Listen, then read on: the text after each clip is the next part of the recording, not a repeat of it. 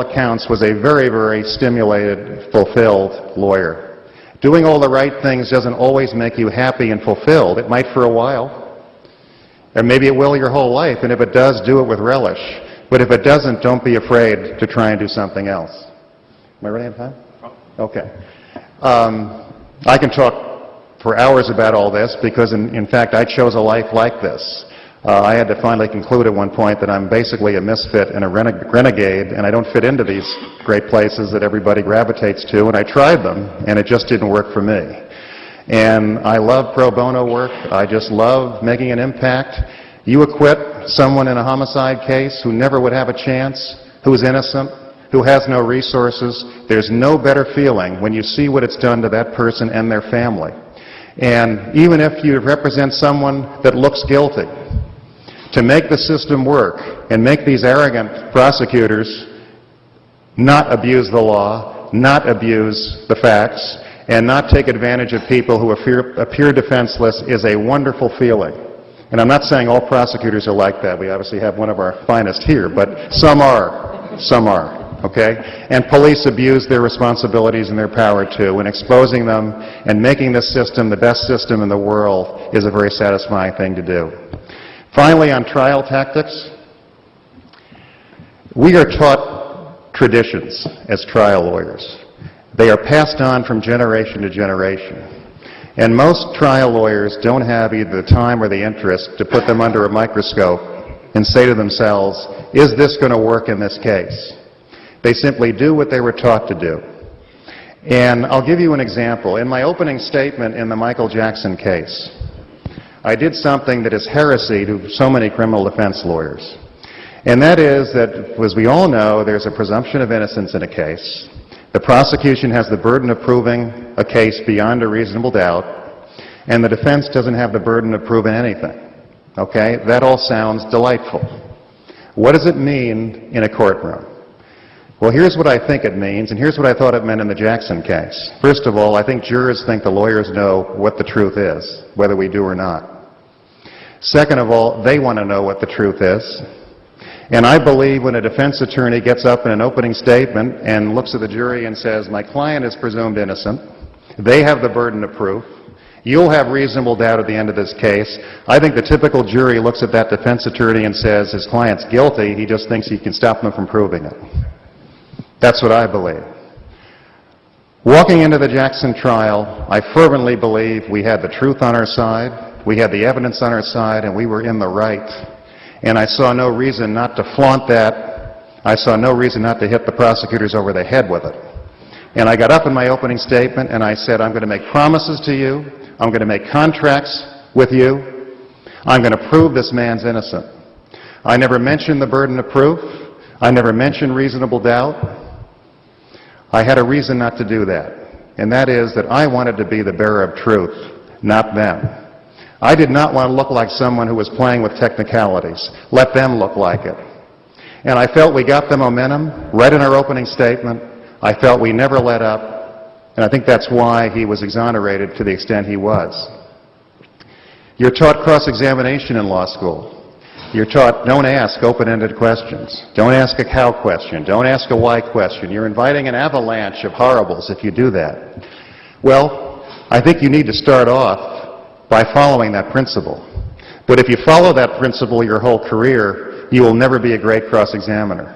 Because you can't be a great cross-examiner unless at some point you start taking those risks and taking those chances. You just have to reach a point where your instincts tell you, this is where I can do it, and this is where I can't.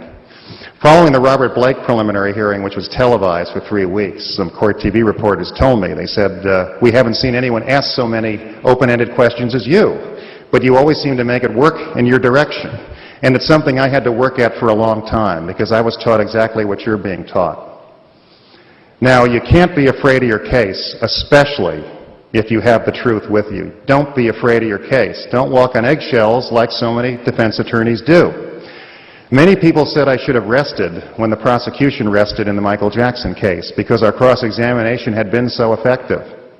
And I'll tell you, if I had rested, I think we would have at least gotten a hang. I don't think we necessarily would have gotten a not guilty. And I felt that if we got a hang, It would have made me famous, because everybody thought you can't win the case. They'd say he's very good. He hung the jury in this big case, just like Leslie Abramson did in the first Menendez trial. Would have been probably great for me. What would it have done to my client? First of all, the prosecutors would have retried the case and corrected a lot of the mistakes they made. The judge may have changed some rulings that I thought I could use to our advantage. I didn't think Michael Jackson's life would be saved by resting when they rested. Now, when you put on your own case, you run risks because your witnesses are now subject to cross-examination. But again, I felt we had the truth. I felt we had the evidence. So I did not rest. We put on 50 witnesses. They had put on 90, and we got the result we got. Anything you're taught at some point has to be put under a microscope. Okay, and you're taught, I remember in law school, I still can't believe this. I still can't believe anybody was teaching me this stuff. They would say, just make your points and sum them up at the end. That is insanity. People are always making up their mind, and they make up their mind quickly. And many human beings are stubborn. They cling to whatever conclusions they have reached. You've got to be selling your message from day one, and you've got to do it powerfully. Your questions have to tell your story. You can't just wait to tie it all together at the end. And don't assume jurors are thinking what you're thinking. You've got to really hit them over the head with your message. And essentially, you've got to give an opening statement in your opening statement, in your cross-examination, in your direct examination, and in your closing. There are 4 times to tell your story. Don't think cross-examination is just there to discredit a witness. It's there to tell your story. And how you discredit a witness depends very much on what you think of that witness. Because there are some witnesses that you have the feeling they're great actors, they're sociopaths, they're psychopaths, whatever they are, but you know that the longer they're up there, the more they're going to expose themselves. And they might expose themselves in a split second, but they will do it. And sometimes it helps you to have a witness on for days. Now, I was criticized for over-trying my case. One night I was channel surfing, and here's somebody, frankly, I think it was in Boston, saying he's over-trying his case. The guy never set foot in the courtroom or saw anything, but there I was over-trying my case. Well, I assume what this person meant was, why would he have a witness on this long? Because there were witnesses that the prosecution was relying on, who I truly concluded, the longer they're up, the worse it's going to be. Even if you're talking about small stuff that doesn't seem consequential, that's not the point. The point is, let the jury look into their heart and soul, let them see who this person is, and let them see what a liar and a fraud they are. Keep them up, keep them up, keep them up. Finally, the media. I've been attacking the media ever since the verdicts. There is no one I respect more than a professional journalist who follows a code of ethics, who has professional values. This is the kind of journalist who, when they're reporting on what is happening in a courtroom, never gives you the impression they have a stake in the outcome. If they report on a verdict, you never know what they really think personally, because they're professionals. We had them in this case. We had Linda Deutsch from Associated Press. We had Mike Taibbi from NBC. These are professionals. Dawn Hobbs from the Santa Barbara News Press. We also had a bunch of clowns, okay? I call them tabloid reporters. I don't call them journalists. You shouldn't dignify them with that title. People from Court TV, people from some of the cable stations, people who were screaming and yelling when they never set foot in the courtroom, trying to make you think they knew what was going on, former prosecutors and defense attorneys in New York who never set foot in the courtroom were passionately telling you about the significance or insignificance of a witness or a piece of evidence just to be seen on camera. And the reporting was dreadful, by and large, dreadful. Keep this in mind. The media's priorities are completely different from the priorities of those who participate in a trial. They are not under oath. They have no responsibility for what happens to the defendant, or if there's a victim, or the people in the family of the victim, or the family of the defendant. They are never going to blame themselves for whatever the outcome is. There are very few court orders they have to follow. There may be orders that they can sit in a certain place or park in a certain place, but that's about it. And the only thing they care about are ratings and money. It could be the most boring day ever in a courtroom, and you'll turn on the TV and they'll talk about how dramatic and exciting it was that day. because they're trying to capture their audience. They want to continue to capture their audience. It's all business. And usually when they predict the outcome in a high-profile case, they are wrong. In Menendez 1, they said it would be guilty. It was hung. In O.J. Simpson, they said it would be guilty. It was an acquittal. In Robert Blake, they said it would be guilty, and it was an acquittal. In Scott Peterson, they said it would be not guilty or a hung. It was guilty and a death verdict.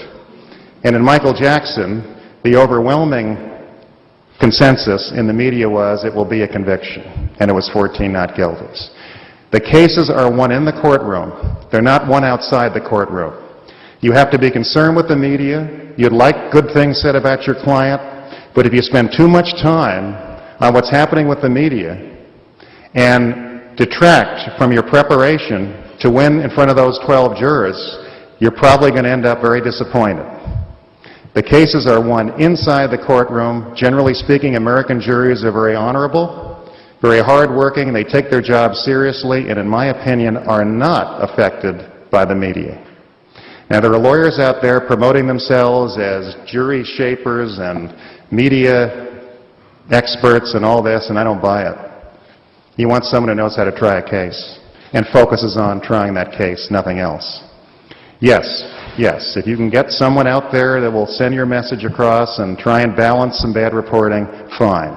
Better to have good information about your client than bad, but don't delude yourself into thinking that wins the case. I think in the Scott Peterson trial, the defense won the battle of spin, and I think they lost the courtroom battle. You had all this fabulous reporting about how bad the prosecutors were, how great the defense was, how you had a murder case with no eyewitness, no forensics, blah, blah, blah. And it turned out to be a very powerful circumstantial case that was won in the courtroom. Now, I was not there. I can't tell you how good or bad anybody was. All I can tell you is I saw some great press reporting on what was going to happen in that case, and you saw the results. I'd rather get skewered in the press and win the trial. But I think the temptation, the lure by the media, is to think that that's where the case is being won. And it's easy for a lawyer to forget who's really most important, not the lawyer and their reputation in the media. It's the client's welfare and the verdict that's most important.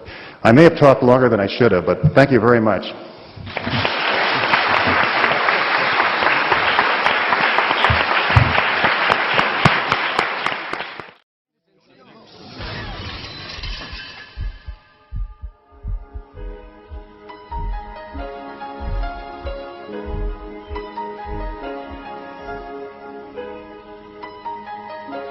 To my friends and fans, thank you very much for all of your support.